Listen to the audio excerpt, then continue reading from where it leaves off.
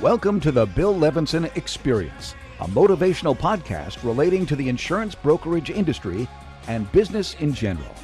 And now, here's Bill Levinson. Hey, here we are, everyone, mid-August. In fact, it's the middle of the summer here at the Levinson and Associates headquarters in South Florida. I want to first off thank everybody for joining us and taking time out of your busy day to spend it with me and Paul. Hopefully, everyone walks away with some good nuggets of information that will help you in your business, your personal life, your everyday practice, whatever the case is. If you're related to our industry or you're not, I feel like everybody is going to walk away with great information.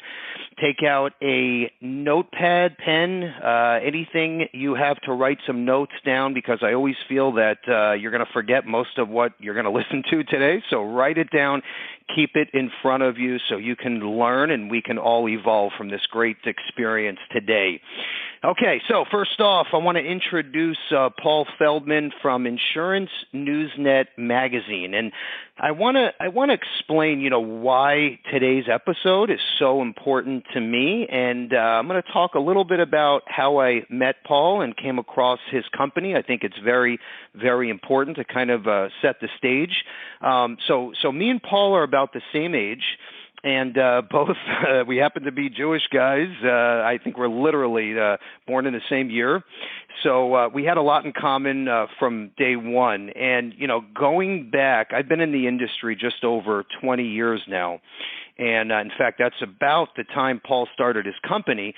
But what happened is, we have these annual meetings called NALBA Agent and IMO meetings. And basically what this is about in the insurance industry is once a year, all of the big vendors and carriers and IMOs and agencies get together to talk about everything that's new and hot and exciting for the year. And it's a great way to network and just to make sure that you're learning about all of the latest products and technology to help move your business forward. So we do this every single year.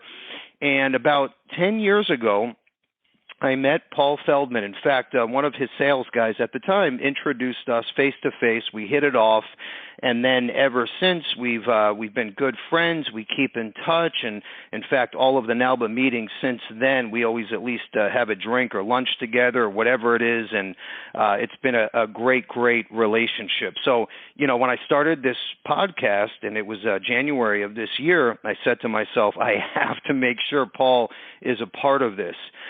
And the other reason why, and I think it's so important too for me to explain, that he has helped change our business, okay? He has literally paved the way for Levinson and Associates. And, we grew from 300 agents locally in South Florida to now over 17,000 agents in every city in the U.S., And Paul's a big part of that. So my hat goes off to him, and this is a real pleasure and honor for me to have Paul as our guest speaker. Then I'm also going to say, and then I'll now, Bill. Yeah, there you go. Warm and fuzzy. And then I'm also going to say, when I started, and this is also important, I think, when we started, we had at the time, and this is just over 20 years ago, there was like 3 or 4 major industry publications, and no one was doing what Insurance Newsnet magazine was doing. They came into this part of the industry and they said, not only are we going to offer a physical, paperback magazine every month, but we're going to come in and we're going to combine technology and websites and e-newsletters and e-blasts and industry meetings. And, they totally changed the game. And here we are, fast forward 20 plus years today. They're basically the only game in town. And not only are they the only game in town, but they're growing every single year, and they have captured the space in the insurance audience. So what he's done is truly just awesome stuff. All right, so I'm going to jump right into Paul's first question here. And I want Paul to go back to day one. I think this is important for our audience, and just explain to everyone, how it all began, how you got this idea in your head, even going back before that, maybe any kind of education or schooling. And I believe you were in our industry from an agent side as well, which is also very interesting. So, Paul, if you can go back to day one, just explain to everyone how it all began for you.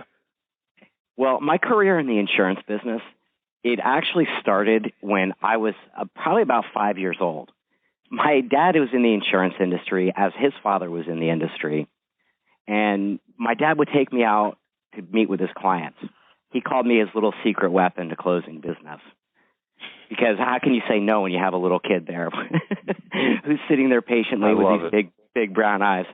And ever since then, like just even going on the first batch of sales calls with him, I loved this business. I loved what he did, and he sold life insurance. I joke around and I say by the time, when I was in kindergarten, I could pretty much sell universal life. I'd heard so many explanations and pitches on this to clients and prospective clients. So, I was always knew that I was going to be in the insurance industry.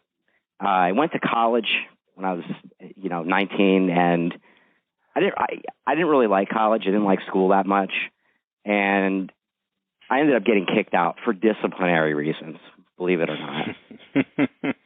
And my dad, I was all worried about, getting kicked out. And my dad was like, "Good, now you can work for me." So, at 19, I got during that winter break in college, I got my insurance license because I was going to plan on starting to sell over the summer. And little did I know, after 1 year of college, I'd be in the insurance business. Now, when I first started working for him, my dad had a brokerage agency. He had about, maybe 100 agents in just operating out of New Jersey. And I came in, his company was kind of failing, and I ended up taking 3 people's job, which was everybody's job at the company. So I've done commission accounting, I've done service calls, underwriting calls, status calls, like you name it, I've done it in this industry. I went out and I sold as an agent, which was really great experience for me, making cold calls. Back in the days where people used to do that. Cold calls, they worked pretty well for me. And what I ended up getting, we started growing the business, and I was like, I think we should take this national. So we started advertising in some of the magazines you mentioned before, life insurance selling. We did, agent media. We did Broker World. We did all these different publications and advertised, and I would do all the recruiting. When people called in, I was the recruiter and the marketer and everything else in between. And after a few years of this, I started looking at these magazines, and I'm like, I could do this better. But the internet was just becoming to, come into its own in '98. And I was like, I can take these magazines and put them online, because most of the content was contributed and it wasn't much as far as reporting and whatnot. And so I started online, and my initial goal was to market our agency on it, but my dad and I had a little falling out, and he threatened to sue me if I started up a marketing organization. And so I was like, I guess I'm going to go into the publishing business. I didn't know I never had a journalism class. I never had a, graphic design class. I never had, I didn't know anything about selling advertising, any of this stuff. And I had to teach, so I self-taught myself how to do it. And, when I started my company, I never looked at what everybody else was doing. And I think this is really important for everybody listening, is your competition is not necessarily who you think it is. You're competing for people's attention all the time. You're competing against everything else that's happening, these 10,000 distractions we're getting, advertising messages you get every day. And, it's what I did was I modeled my company off of what the best media companies were doing. And the same is true with the magazine. When I started, it took me 10 years to get to the magazine point. But when I started the magazine, I didn't even look at those other publications because when I came into the business, my dad told me, hey, read these magazines and you'll learn the business. And I got to tell you, they were so boring and so poorly written. I mean, I would fall asleep every time I started reading these things. So, I love it. Yeah, I mean, people are reading Forbes magazine. They're reading Fortune. They're reading all of these other types of magazines. And I said, that's who I'm going to model after. It's something that's different outside of the industry because if I did it the same as they did it, I get the same results. And yeah, that's right. Where all those publications are. They're, with the exception of one, they don't exist anymore. They're gone. And the one that does still exist is the same as it was in the 1980s. Yep, that's exactly right. It's about finding that model and adjusting it all the time because you got to look at best practices from all different types of industries. Yep, that is so true, Paul. I just learned a lot of this today just from listening to you right now. And, we grew up very, very similar. I started to learn about the insurance industry when I was like 4 or 5, going to kids' birthday parties. My dad would wrap their presents in life insurance applications. And I would say, Dad, why are you doing this? What's the reason behind this? And he would say, Bill, this is great because when the kid opens the present and the parents say, what kind of wrapping paper is that? It brings up the insurance conversation, and then I give them a quote and hopefully make a new sale. So, I grew up with this in my with this spoon in my mouth my entire life. A very, very similar background. And what's so great, what you said, which is a great takeaway, is how, all these other magazines back then, were spreading the same message. They all look the same. And you fast forward to today, and they're all gone. And what Paul did is he took like that Forbes or Cosmopolitan exciting kind of look that's colorful and glossy and turned it into a life insurance and annuity publication. And it worked great. He was literally a trailblazer in this space because nobody was doing it. So I love how you made that turn and put your blinders on and just went 100 miles an hour because look at where you are today, and it worked. And Paul, by the way, is exactly my age. We're not talking about, a 60, 70, 80-year-old man that's a veteran in the space. We're both still growing up in the industry, still learning, and he's done this in a very short amount of time. So kudos. And it's funny because your dad is still an agent with us today. He's contracted with a few carriers. So, look at how things have changed. Okay, so let's go to the next question here. What I want to ask you about is, we now know how it began and how this insurance spoon was put in your mouth, so to speak. Where are you today, on your career path, your vision, spreading your message, and then why is this so important to you? Like what keeps you focused day in and day out on still building out this company?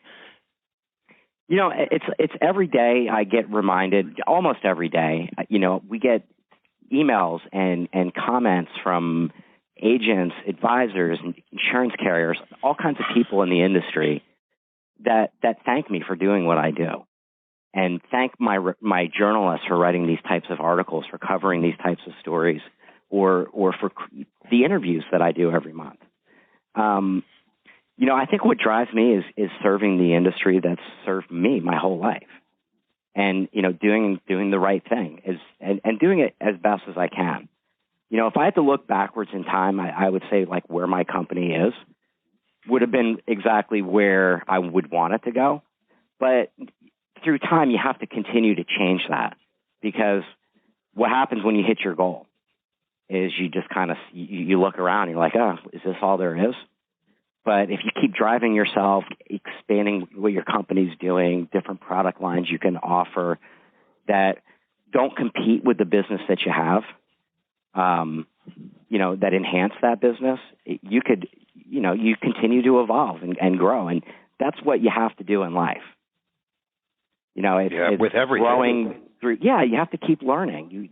This is a never-ending learning process for me, my life. I have interviewed some of the greatest authors, experts, in all kinds of different categories, and I still like that to learn every day. Yeah, you have to. You really do. And you know what's so neat by this interview and then my own personal interview, look at how this industry, the insurance industry, look at where it's taken you, right?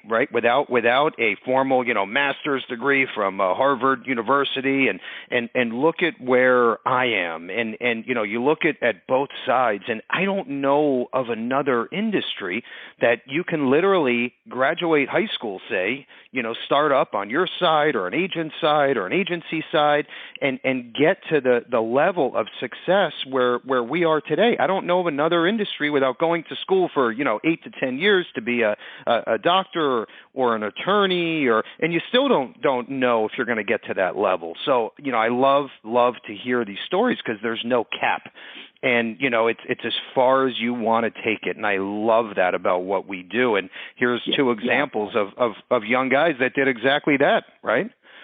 So it's interesting. My dad, when I was coming when I was coming into the business, early in the business, my dad said, one of the greatest things about being an agent is that you can write yourself out of any financial problem that you have. Yep. I love it. And Just it's so do true. The work, make the sales, and you can, and there is no cap to what we can earn. I mean, we earn more than a lot of doctors out there in the world as agents. Most. And financial advisors. I mean, it's amazing how good this industry is, and yet our reputation isn't, from the public perspective, I mean, we're like one of the least respected of all industries. Yep, that's right. That's right. They think of they think of an insurance agent as like a shoe salesman sometimes, but I do think that's changing though. It is, and that's our job. That's our duty to do that. I mean, we need to make this industry. We need to raise this industry as a whole. And I think I try to. I mean, that is what motivates me to do my magazine, to do my news, and cover these types of stories. Yep. Yeah, no, that's spot on. And it's neat. You look at, where I started. You look at where Paul started. Last month I did an interview with the owner of iPipeline. And, he started his company same way. He was an agent knocking on doors and then started this tech company. Well, last week they just announced a formal sale for $1.6 billion. So, I mean, there you go. I didn't know that was that high. Yeah. So that's 3 different roads, right, that all started at the same exact place. And that one's a tech road, one's a media road, and one is a insurance brokerage road. And, hopefully me and Paul wind up ending out there. But, that's a great story, too. But, again, it just shows you, there's no college degree that you have to get to these 3 spots. So I love talking about this stuff. I just want to throw out there, just to throw out there, is that people think that college is so important. And I don't think it really is. I would prefer to hire somebody with a life experience rather than a college degree. Because oftentimes people get these college degrees, they get journalism, they get this and they get that, business management, and they don't even use it. What you're taught in college and universities, oftentimes, now there are always exceptions, is old stuff. That doesn't work today. They don't teach you how to work. Yep, that's so true. I would take someone any day of the week that had the good street smarts, the good energy, and the good drive over someone with a 4-year or 8-year degree any day of the week. And I've seen, and I have personal friends of mine that have spent, hundreds of thousands on education, and they're making, 50, 60,000 a year right now. And they're still paying back college debt. So listen, I don't think I want to go on record by saying I don't think it will hurt you in any way. Okay, I do think it can help you, and it's not going to take you backwards. But at the same time, if you have a great idea and you have the right mentoring and coaching and energy and drive, and I say run with that idea as fast and hard as you can, because me and Paul would never be in this spot if it wasn't for us doing exactly that. So yeah, there you have it. amen. All right. Okay, so this is one of my favorite questions / stories. Number 5. This is great. And, I remember, you talk about like trailblazing and Paul, changing the space where his company is. And, it's funny because we're a very conservative industry, very professional. In fact, it used to be, suit and tie, collared shirt, wherever you went. Now that's kind of changing. But I remember we were on the cover of Insurance Newsnet magazine, and I was talking to Paul. I was like, I want to do something real cool on the cover. We got to do something different. I don't want to just be in a suit and tie, and have the same old cover story. So let's do something different. And Paul says to me, you know what, Bill? We should take your Lamborghini, we'll park it in front of some fancy resort, and we'll put that on the cover, and we'll put Levinson in the fast lane. And at first, I'm like, this guy's out of his mind. I'm not putting a Lamborghini on the cover of an insurance magazine. This is crazy. And I thought about it a few days, and I'm like, you know what? Let's do it. Let's make some waves out there. And we did exactly that. And by far, that was the largest audience, the most attention, the most eyeballs, right, that we have ever gotten with any article in Paul's magazine or e-blast or anything. So there you go. And that's another good example, on how taking a shot and going down a different road, sometimes that can work out for you. And here's a few examples right in front of us. So what I wanted to do is Paul, if you have any other good stories, maybe when you were, building up the company or anything that happened to you, or maybe from a mentor or customer or anything you want to share with the group? Yeah, but before I do that, I just want to make one comment on that Lamborghini story, because I remember that. I remember that conversation, and you were worried about bragging. And the image. If you're successful, right, and you're passionate about cars, show it off. Show who you are. People want to know who you are, really. Yeah, and you were so exactly many people right. are afraid to do that. Is just expose yourself. Be naked. It's not. I mean, we're all naked, right? Yeah. Some of us hide true. that, and there's no need to hide that. So it's being bold. Yeah. I remember when I. Go ahead. Yeah, no. I was just going to say it's funny because, Paul was telling me this, and if you are in our industry, you know this, but if you're not, we're so conservative by nature. And, one of the magazines, I won't mention the name, it happens to be still around today. Their covers are like paintings that are like faded, and it looks like an old school comic book or something. So to have this, Lamborghini with me on the cover in front of this resort was a big move.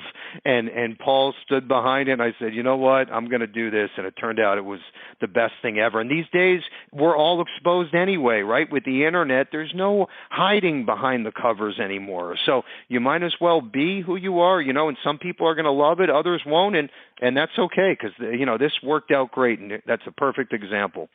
All right, what were you going to say, Paul?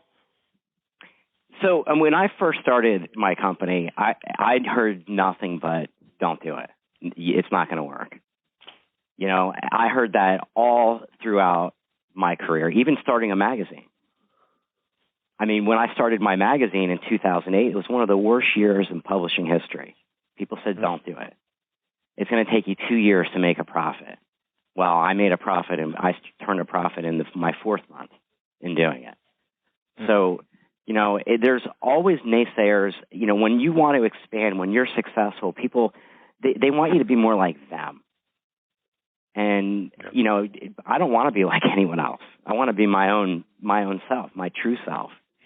And, I am fairly an open book. I mean, I have a book, and it tells all my stories. When I started my magazine, I had to choose a direction, because I had insurance license, and to be a journalist, I had insurance carriers cancel contracts with me, their advertising contracts, because they felt like there was a conflict. And so I let my insurance license lapse, and I found myself in my business. This Insurance Newsnet almost failed twice. I mean, on the brink, I sold the company and put a deal together 2 times. And I ended up buying it back 2 times and making it better, doing it my way. You know, at one point in my life, I mean, I couldn't find a job to save my soul. And I ended up selling vacuum cleaners during the day and doing Insurance Newsnet at night. And I was working, I mean, I was working 15-hour days. How long ago was that, Paul? That was in 2000. Wow, unreal. 2000. Yeah, it was 2000. It was 2001, actually. But because of my passion, my energy, my what I knew, I mean, I was selling vacuum cleaners. My first paycheck in 3 weeks, I made $7,500. Jeez, unbelievable. Which back then was like double or triple that. Yeah, it was definitely, you know, it went a long way. Yeah. But I did whatever it takes to put food on the table for my family and to keep my business alive, because I knew I had this vision. I knew I had this desire, this drive. And, you know, I plowed right through it. You know, we all have adversities in life. We have things that we do that you may not be that proud of. But I'm actually proud that I sold vacuum cleaners to do what I had to do. Well, it's very humbling. And you know what? It shows you both sides. And you know what I love, too, about this story is how, you know, there's no blueprint for life. And, you know, people say, oh, you're this age, you should be doing this, or you're that age, you should have this. There's no blueprint, and everyone's different. And what I like about Paul's statement is he focused, he kept his eye on the ball. He knew he had a good idea here, and he knew it could work, and he never turned back. He never gave up. So, you know, if you sell vacuum cleaners, or I sold motorcycles, or whatever it takes to get to the ultimate place, and that's what you've done. So I love it. I think it's great. Yeah, whatever it takes is a mantra that it resonates with me. Wit. Yep. You know, it's whatever it takes. Same exact. And you have to have wit, right, to survive in this world. So that acronym means a lot to me. WEIT. That's exactly right. WIT. Whatever. WIT. Yeah. What? Okay. Oh, there you go. Paul's the media guy. I'm the insurance guy. Right. So there you go. Okay. All right. So let's move forward here. And I want to, I think this is also another good one. And I love asking this very basic, generic podcast question, but everybody has a different answer. Any tips or advice that you would tell the younger Paul, you know, let's say 25 years ago? You know, is there anything that you would have told yourself back then? You know, when I read this question, I was trying to think of something that I would tell myself. And I've actually thought about this before, and it is not to worry so much about what could happen in the future. We spend so much time in our lives, either in the past or in the future. And not many people are right here in the moment. And where everything happens is right now. What you do right now sets you what's going to happen in the future. And you're going to have roadblocks. You're going to have failures. You're going to have people quit on you. You're going to have people steal from you. And don't worry about it so much. Don't get so stressed out and worry about the future when your present is what matters. Yeah, that's strong. That's real strong. I just saw a movie, Racing in the Rain, that talks, the whole lesson behind the movie is exactly what you just said. It's to be a great race car driver. You can't think about the next turn, or you can't think about the last turn. You have to think about the turn you're in today. That's exactly what Paul just said. I love it. Love it. Yeah, it's so true.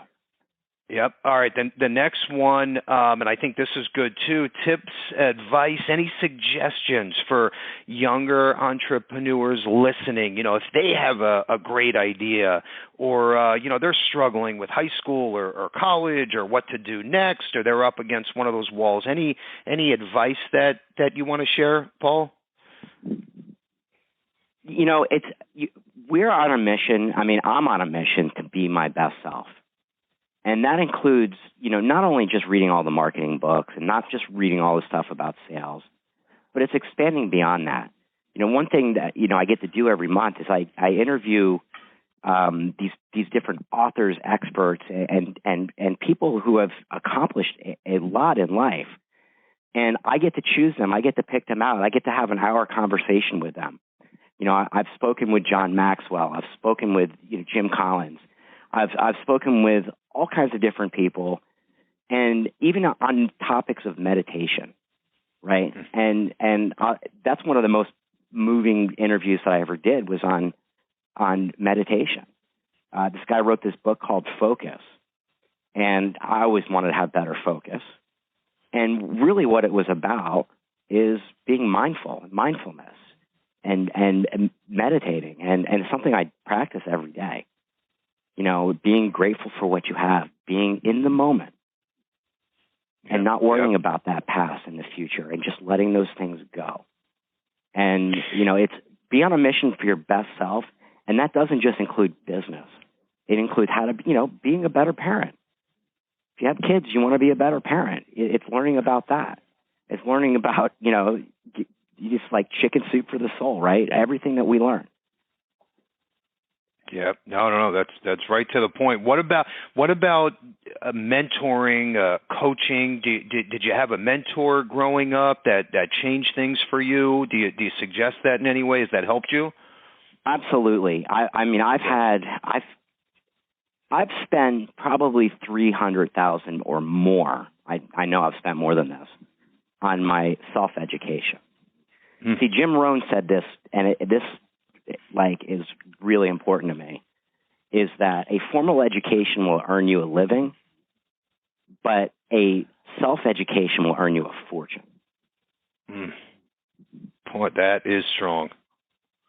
That is strong. And you can't just go from school and just ride for the rest of your life. You got to keep learning new skills, because what you know now is going to change in 5 years. I mean, most of what we know now is going to be different in 5 years. Yep. That is so. Look at the old school marketing and advertising companies. Remember the Mad Men show, and look at where they are today.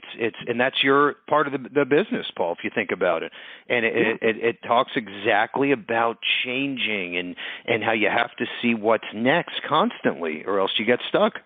So I love that. And back to your point. So I mean, I've worked with. I wanted to get better at marketing. I went and worked with one of the best marketers, Dan Kennedy. I mean, I've spent a lot of money with Dan, and he's really helped me improve the way I communicate, and in a lot of different ways in business. And, having this one-on-one coaching is important.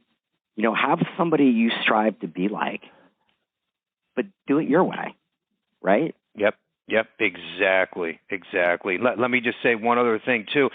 Paul spent over $300,000 in coaching, and if you're a younger guy or girl starting off, it doesn't have to be, some big shot motivator, business coach. Like for me, it was my customer that bought a motorcycle from me when I was 18 years old. This was a Forbes 500 guy, which I didn't even know at the time. This guy changed my life, and it was free. Okay, so, yes, once you can afford that and you can start small and have that great mentor or coach, but it could also be a friend or family member or anybody that's willing to spend some time with you and teach you the ropes. Okay, and I think it's very, very important. It's crucial. And then as you start making more money, obviously look into other avenues. But, I think it's I was spending it when I didn't have it. Oh, yeah, there you go. It was things that I had to do. And I'm telling you, it was that important. It was more important than buying a nicer car. Yep. No, that shows you where your head was. For TV. Your self-education is the most important thing. I couldn't agree more. I could not agree more. It's so important.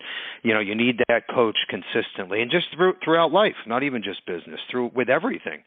Yeah, it's funny for every one of my coaches or mentors, but you pick people up along the way. You put yourself out there, and that person will show up.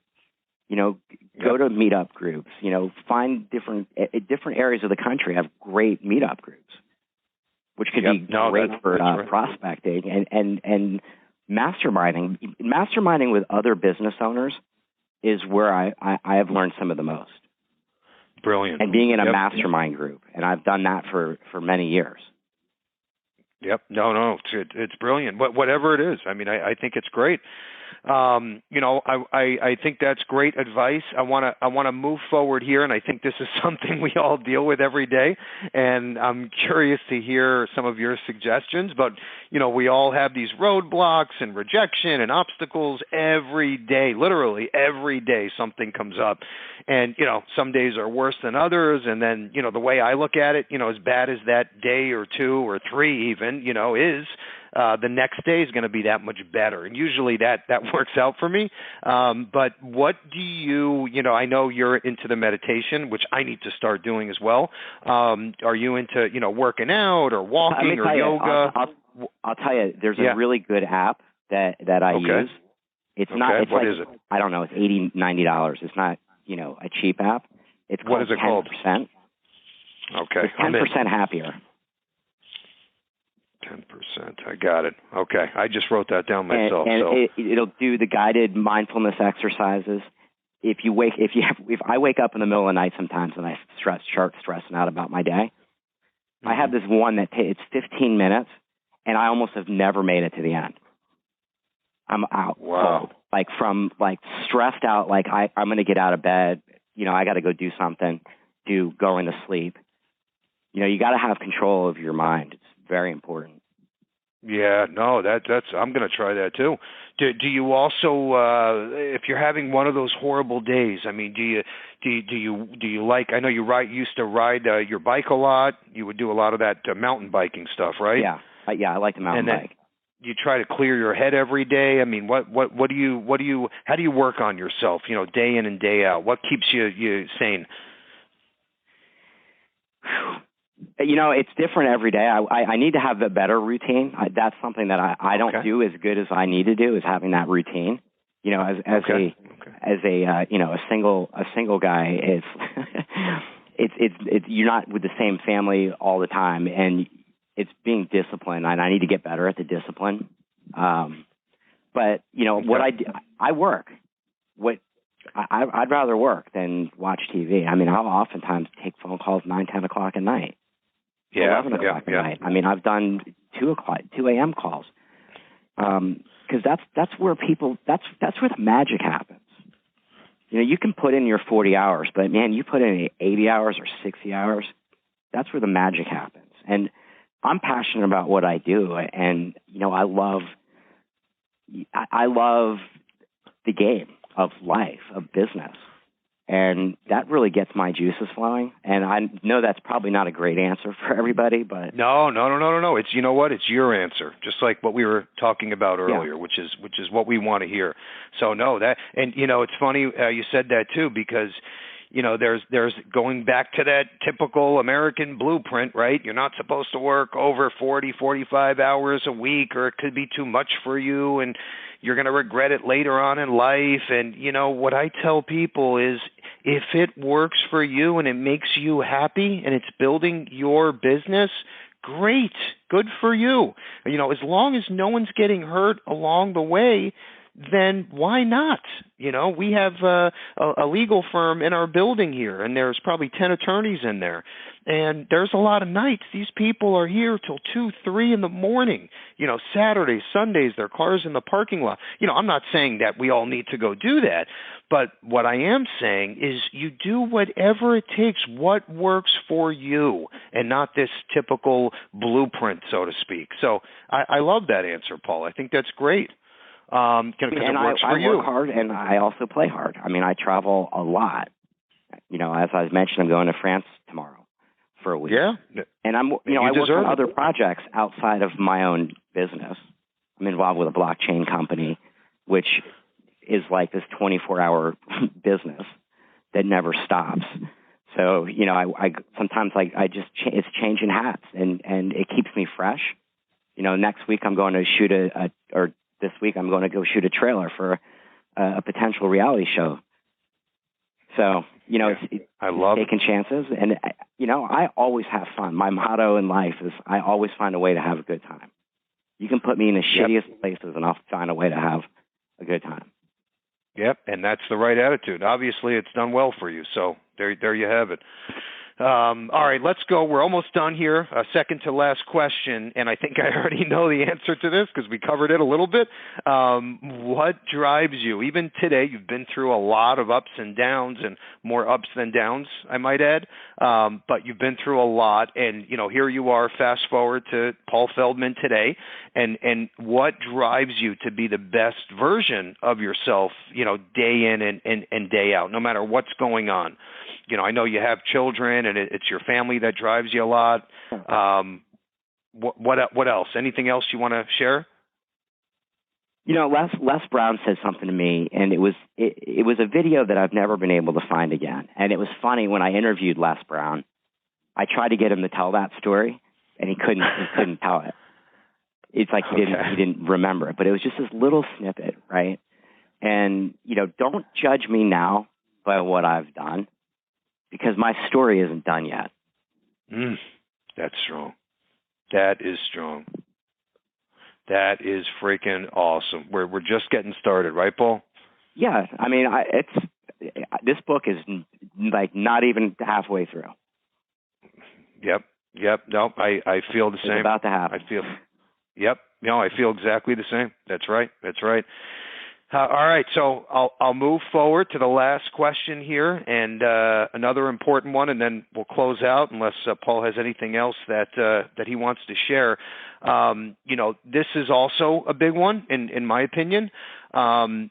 Discipline, punctuality, respect, work ethic, doing the right thing, being prepared are all so important to both of us, and this question is for you. And what we want to know is, where this came from. Why are all these things so important to be successful with any career that you're in, especially in like the sales and marketing space? Did someone instill this in your head? Did you learn a few lessons along the way? Is there something that triggered this, Paul? Like what really set this in your head? My dad drove me to have a great work ethic because I grew up on a farm. I mean, it wasn't a real farm. It was like an estate. And, I was chopping wood every weekend. It took 8 hours to mow the grass on a tractor. I was always pulling weeds, doing work. And if I did it wrong, my dad, you did not want to do it wrong for him. I mean, when he was young, he was full of fire when you did something wrong, or he asked you to do something and you didn't do it right. So I always learned to do things right. Before you say you're done with this, check it over. Like as an agent, right? Before you submit that application, make sure you have everything. Make sure you don't leave that client with everything filled out. Like you do it right. If you're going to do something, do it right. Yep. No, that's pretty black and white there. So your dad was pretty tough on you, like growing up and in school and everything? Yeah, and I mean, even when I worked for him. God forbid I asked him the same question twice. I can only imagine. That is so funny. Did you, just curious, were you guys like lower to middle class family? Growing up, I mean, where I lived, I had the nicest house out of all my friends. Wow. Okay. My dad's he was extremely successful in the business. Yeah. So I saw the potential of this industry from an early age, and I like that. Yeah, yeah. Wow. But he still made you work hard, and nothing was given to you, which I think is an important lesson. No, I have to work for everything I got. Yep. See, started at a young age. I love it. Or everything I got came with strings, right? So, I got a four-wheeler. But if I didn't do my work, I wasn't allowed to ride it. Oh, yeah. Yep. Very black and white. Doesn't get any easier than that. That's right. All right. Do you want to end with any last thoughts for the audience, Paul? Any tips, advice, anything you want to close with for the good of the cause? I think I covered a lot of different things on there. I'm not sure, what else that would stand out to me to cover. But no, you did. Did great. Do the right thing, and do the right thing with your education. Do the right thing for your personal growth. Do you have a personal growth plan? Most people don't. I interviewed John Maxwell. He wrote this book. It's called Growth. And the first line of it is like, we have these goals in life, right? We have these plans, but do you have a personal development plan? And I realized on the first line of his book, I was like, shit, I don't have one. So, plan out what you want to learn, where you want to get good at. If it's you want to learn to play guitar, learn how to play guitar. But keep your mind active. Yep, and have it drawn out, have a plan and a roadmap. Yeah, it's the growth mindset. But if you put it down on paper, oftentimes it becomes a reality. Yep, that's right. Let me just share one thing, too, before we close out. I started this dream board. I saw someone told me, hey, you got to read this book, The Secret. I was in my early 20s, and it talks about, making this dream board. And I thought, this is crazy. I'm not making a dream board. But after I read the book, I said, I have to do this. I mean, this stuff works. So I did. So in my cabinet today, this is 20 years later, I opened my cabinet behind my chair, and there's a dream board of all the things that I want in my life, my roadmap, if you will. And I swear to you right now, out of the 20 things that I scotch taped to the back of my cabinet door, probably 16, 17 of them came true. And like Paul said, I mean, we still have a ways to go. We're just getting started here, but that stuff works. It's like, you keep everything top of mind, and then, what happens is your mind and your body start going in that direction, and it's amazing the way that works, but it is true. So, all right, dream board. Yeah. Time to update. Yeah, exactly. I know. Have them, right? Yeah, exactly. Awesome. I need a fresh 20. Yeah. Yeah. All right, so, I've learned a lot today because I didn't even know half of this stuff that Paul shared. So this was awesome stuff for me, and I'm sure everyone else will love listening as well. And please leave a review, a comment, go to our Facebook page. Also, check out Insurance Newsnet magazine. Paul also has social media pages, as we can look him up, follow him. He's got some awesome stuff going on, and he's just getting started, folks, like you just heard. So more to come. And I also learned about Whatever It Takes, WIT, which is something new for me. I thought it was WEIT, but I love that. I actually learned that from Tony Robbins years ago, and I love to hear you explain it as well. All right, with that said, have a great rest of the day. I truly want to thank you for spending these valuable minutes with us. Paul, thank you so much. I know I'll talk to you soon, and the audience will hear more about you in the near future here. So thanks again, everyone. Absolutely. And if you guys also, I hate to just one plug, check out my book on Amazon. It's called Ignite. It's the burning secrets of exponential growth from the greatest experts on the planet. If you're in the insurance industry, even if you're not, I've interviewed some of the greatest people from sales, marketing, personal development, and management, because we all are, in management and leaders. So check out that book. It's a great book. Yep, it is a great book. In fact, Paul sent it to me, and it is freaking awesome. A great read, Ignite by Paul Feldman. So yes, check that out and start to follow Paul. And again, have a great day. Thanks again, everyone, and we'll talk soon. Thank you for joining us for the Bill Levinson Experience. Please feel free to share this podcast with anyone you think would be interested. You may also visit levinsonandassociates.com and all of Bill Levinson's social media pages for more information.